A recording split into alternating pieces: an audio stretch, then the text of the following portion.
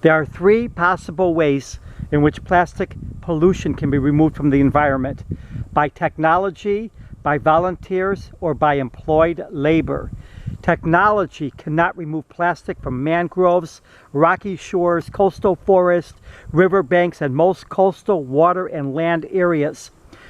None of these methods can remove the microfibers and microparticles already in the oceans and waters, air and land, with trillions more fibers entering every hour from synthetic clothing and many other sources.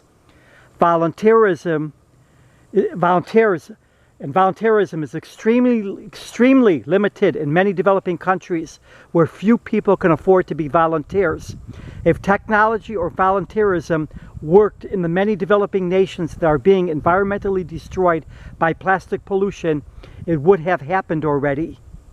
There is no movement to address poverty and plastic pollution by the widespread employment of disadvantaged people to remove plastic pollution from the environment.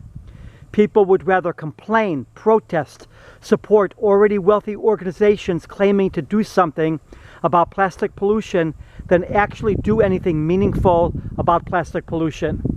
There is no movement to ensure plastic waste is properly disposed of worldwide. The plastic entering the oceans from faraway places breaks down and contaminates all environments. It does not remain a localized disaster. There is no movement to move away from synthetic clothing and other materials and products that release enormous amounts of microfibers and microparticles. There is no movement to wean ourselves from the plastic addiction, or at least to keep plastic waste out of the environment in all corners of the world. Most places in the world dump plastic and other contaminants in unsecured landfills or in open pits or on garbage mountains, or it gets openly burned, exposing people to its toxic smoke and contaminating the environment with its toxic ash.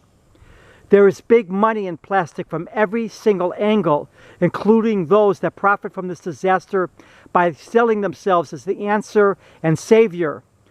There is hardly a problem in the world that some organization does not exploit and profit from. And so the plastic pollution crisis only gets worse.